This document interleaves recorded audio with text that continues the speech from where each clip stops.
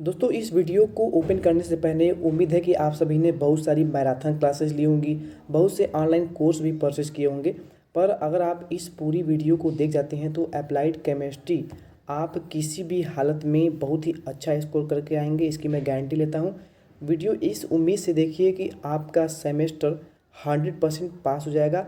और एग्ज़ाम देने के बाद अगर आपको ये वीडियो पसंद नहीं आया तो आप एग्ज़ाम देने के बाद खुद हमारे चैनल को अनसब्सक्राइब करिएगा। मैं खुद कह रहा हूँ क्योंकि इसमें जितने भी क्वेश्चन हमने ऐड करे हैं वो प्रीवियस ईयर के क्वेश्चन पेपर और बहुत सारे अलग अलग माध्यम से एनालिसिस करके ही ऐड किए गए हैं।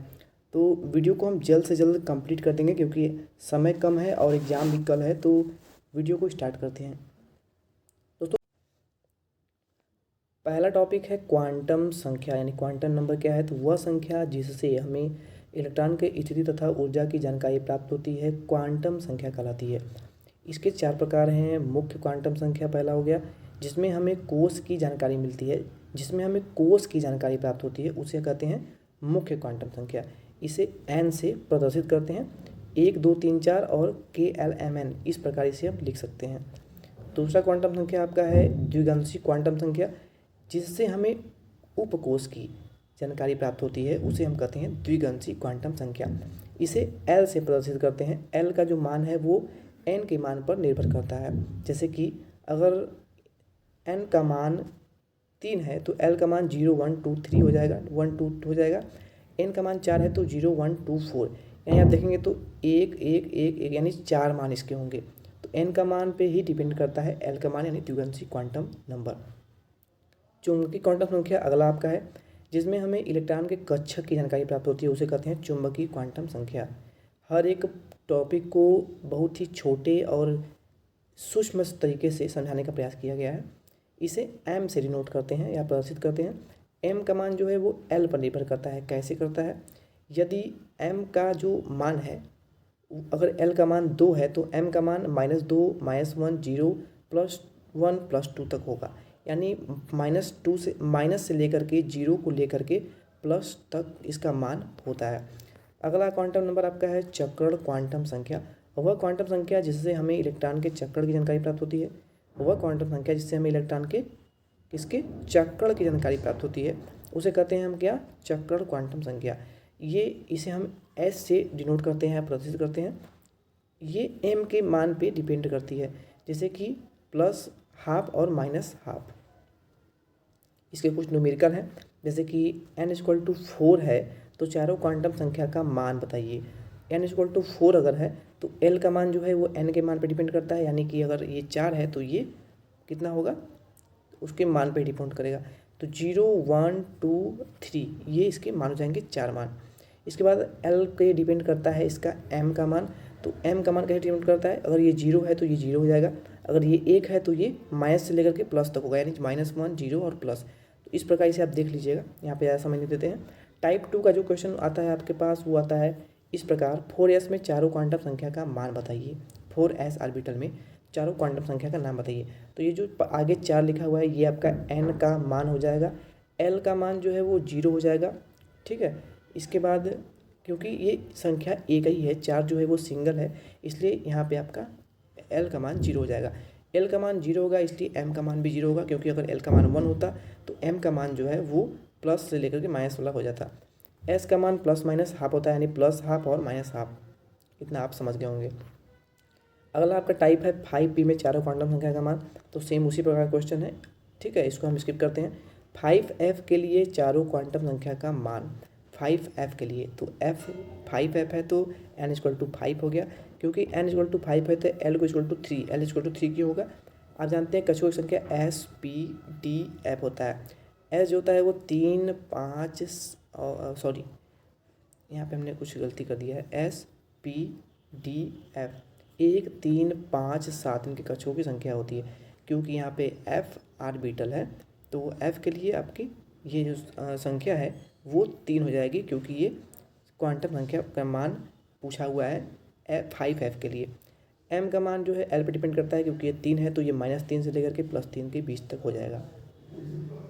टाइप नंबर 4 पे देखेंगे तो 3d पावर 8 के 8वें इलेक्ट्रॉन के लिए चारों क्वांटम का मान बताइए। दोस्तों क्वेश्चन पे हम ज़्यादा समय नहीं दे रहे हैं क्योंकि एग्ज़ाम कल ही है और आपको ये सभी पढ़ लिए होंगे, और जो नहीं पढ़े हैं वो PDF से पढ़ लेंगे। इसका PDF हम आपको दे देंगे। n=3 हो जाएगा क्योंकि यहाँ पे 3 दिया हुआ है। L का मान 2 होगा क्योंकि ये SPDF कक्षक है। क्या है? SPDF 0 1 2 3 कुछ इस प्रकार होता है। तो क्योंकि यहाँ पे F है तो F यहाँ पे SPDF के लिए 1 2 3 4 होता है, तो यहाँ पे L आपका 2 हो जाएगा। M=L के मान पर डिपेंड करता है, तो -2 से लेकर के +2 तक हो जाएगा। और इसमें आपको कक्षकों को भरना कैसे है? हुंड के बहुलता नियम के आधार पर ही भरना है। चलिए यहाँ पे हम इसको स्किप करते हैं। अगला पॉइंट आपका इंपॉर्टेंट जो है वो है पाउली का अपवर्जन नियम। क्या है? किन्हीं दो इलेक्ट्रॉन के लिए चारों क्वांटम संख्या का मान कभी भी बराबर नहीं हो सकता। किन्हीं भी दो इलेक्ट्रॉनों के लिए चारों क्वांटम संख्या का मान कभी भी बराबर नहीं हो सकता। यह है पाउली का अपवर्जन नियम। हुंड का बहुलता का नियम क्या है? तो हुंड के अधिकतम बहुलता नियम के अनुसार किसी उपकोष में इलेक्ट्रॉन की संख्या अधिकतम होनी चाहिए। यानी जब से आपके ये कक्षक में एक एक इलेक्ट्रॉन न भर जाए तब से शुरू से एक एक इलेक्ट्रॉन भरना नहीं कर सकते, आप स्टार्ट नहीं कर सकते। अगले कक्षक में इलेक्ट्रॉन तभी भरेंगे जब तक सभी कोष में एक एक इलेक्ट्रॉन न भर जाए। इसके बाद है कक्ष और कक्षकों में अंतर। कक्ष क्या है? कक्ष में इलेक्ट्रॉन गोली पथ पर चक्कर लगाते हैं। कक्षक में यह त्रिविमीय क्षेत्र में होता है। इलेक्ट्रॉन पाए जाने की प्रायिकता अधिक होती है। इसमें अधिकतम 2n² इलेक्ट्रॉन होते हैं। इसमें अधिकतम इलेक्ट्रॉन जो है वो 2 होते हैं, फिक्स होते हैं। कक्ष की आकृति गोलाकार होती है और कक्षक की आकृति जो है वो भिन्न भिन्न होती है। ये आदिशात्मक प्रकृति के होते हैं और ये दिशात्मक प्रकृति के होते हैं। अगला पॉइंट है सिग्मा और पाई बॉन्ड।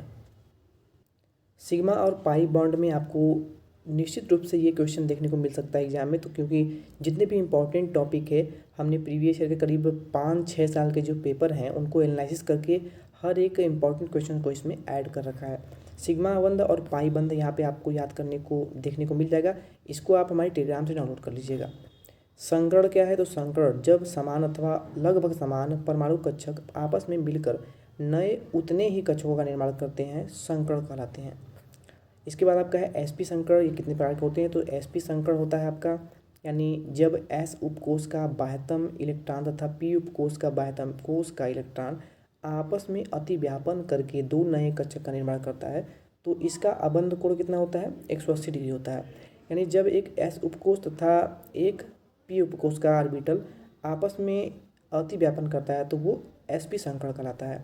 इसका एग्जाम्पल भी हमें दिया हुआ है। sp² संकरण क्या है? sp2 संकरण भी इसे बोल सकते हैं। तो यहाँ पे आप पढ़ लीजिएगा। गैल्वेनिक सेल तथा वोल्टेज सेल, ये काफ़ी इंपॉर्टेंट टॉपिक है। आदर्श ईंधन की विशेषताएं क्या होनी चाहिए? ये आपको 2-3 नंबर में देखने को मिल सकता है। ऊष्मीय मान क्या है? ये भी आपको देखने को मिल जाएगा। HCV और LCV का फुल फॉर्म क्या होगा? ये आपको एग्जाम में देखने को मिल सकता है। ऑक्टेन संख्या क्या है? और इसके साथ साथ सीटेट संख्या क्या है? ये बहुत ही छोटे शब्दों में और अच्छे से आपको समझाने का प्रयास किया गया है।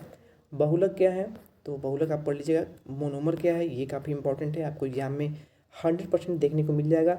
समबहुलक, सहबहुलक, बहुलीकरण के प्रकार, तो योगात्मक बहुलीकरण और संघनक बहुलीकरण, ये 2 प्रकार होते हैं। पॉलीथीन बनाने की जो प्रक्रिया होती है उसका समीकरण आपको देना होगा, तो ये मोस्ट इंपॉर्टेंट टॉपिक है। ये आप इतना लिख देंगे तो आपको इसके 5 अंक मिल जाएंगे। पॉलीस्टाइरीन क्या है? ये आपको इसको समीकरण के साथ बताना हुआ है। और PVC यानी पॉलीविनाइल क्लोराइड, इसके बनाने की प्रक्रिया पूरी विधिवत। PTFE यानी पॉलीटेट्राफ्लोरोएथेलाइन, जिसे कि टेफ्लॉन के नाम से जानते हैं, इसको भी याद कर लीजिएगा। थर्मोप्लास्टिक क्या है? और ऑफ बाउ का नियम आता है। ऑफ बाउ का नियम क्या है? ये आपको इसमें बहुत ही अच्छे समझाया गया है। बोरबरी का नियम क्या है? ये देख लीजिएगा। बोरबरी के कितने नियम है? तो बोरबरी ने 1, 2, 3 और 4 नियम दिए थे। इलेक्ट्रोड विभव, इलेक्ट्रोड एक चालक होता है जिससे कि धारा बहती है। जब किसी धातु की छड़ को उस धातु के लवण के विलयन में डुबोया जाता है तो धातु की छड़ विलयन के सापेक्ष धनावेशित या ऋणावेशित होती है, इसी को इलेक्ट्रोड विभव कहते हैं। विद्युत रासायनिक सेल पढ़ लीजिएगा। स्कंदन क्या होता है? टिंडल प्रभाव, ये काफ़ी इंपॉर्टेंट टॉपिक है। साबुनीकरण की पूरी रिएक्शन के साथ आपको लिखना है इसका अभिक्रिया। नेस्टर समीकरण क्या है? ये समीकरण आपको लिखना होता है और ये समीकरण आपको याद होनी चाहिए। BOD और COD में क्या अंतर है? बफर विलयन, बफर विलयन काफ़ी इंपॉर्टेंट टॉपिक है और ये 2 प्रकार के होते हैं, अम्लीय विलयन और क्षारीय विलयन। इन दोनों के बारे में आप लिख लीजिएगा थोड़ा थोड़ा। जल को मृदु बनाने की विधि क्या होती है? जल को आप कैसे मृदु बना सकते हैं? तो आपने गाँव घर में देखा होगा कि एक गोल सा मिट्टी के आकार का, मिट्टी से बनाया होता है, सीमेंट और बालू का एक ढांचा बनाया होता है जो कि कई लेयर में होते हैं, और उसमें पानी जो है ऊपर से छन करके आपको पीने को देखने को मिलता है। नीचे आपकी जो नल लगे होते हैं। तो वही सबसे फेमस विधि होती है जल को शुद्ध करने की, जैसे कि परम्यूटेड विधि या फिर जियोलाइट विधि या फिर आयन विनिमय विधि भी कहते हैं। तो इसका पूरा रिएक्शन इसमें हमने कराया हुआ है, तो आप इसे देख लीजिएगा। जल की कठोरता कैसे दूर करते हैं? तो इसकी दो कठोरता होती हैं, स्थायी कठोरता और अस्थायी कठोरता। इसके बाद इसको कैसे दूर किया जा सकता है? तो उबाल कर दूर कर सकते हैं। इसकी क्लार्क विधि होती है। इसके बाद आपका अगला टॉपिक जो है वो है वार्निश। तो यह एक पदार्थ है जो लकड़ी तथा अन्य कुछ पदार्थों के ऊपर लगाई जाती है, जिससे उनकी सुरक्षा और सुंदरता बढ़ जाती है। इसके प्रकार कितने हैं? तो वार्निश के जो हैं तेल वार्निश, स्पिट वार्निश, मोम वार्निश, पानी वार्निश, तारपीन वार्निश, ये सभी प्रकार हैं। और इसको कैसे बनाते हैं? तो स्पिट वार्निश चपड़े को एथिल अल्कोहल के साथ घुलने से ये प्राप्त होता है। लास्ट हमारा जो टॉपिक है वो है पेंट। पेंट मुख्यतः ठोस अवयवों से मिलकर बना होता है, जिन्हें रंजक कहते हैं। इसके दो प्रकार होते हैं, डिस्टेम्पर और इमल्सन। दोस्तों अगर आप इतना मात्र पढ़ लेते हैं ना, तो हम 100% आपको गारंटी देते हैं कि आप एग्ज़ाम क्रैक करके ही नहीं बल्कि 40+ स्कोर करके आएंगे। इसके अलावा आपको IUPAC नाम और इसकी नामकरण पद्धति अलग से पढ़नी होगी, क्योंकि इसमें हमने इसको ऐड नहीं कर रखा है। इतने क्वेश्चन में से आपको एग्जाम में 100% 15 से अधिक क्वेश्चन, 15+ क्वेश्चन देखने को सेम टू सेम मिल जाएंगे।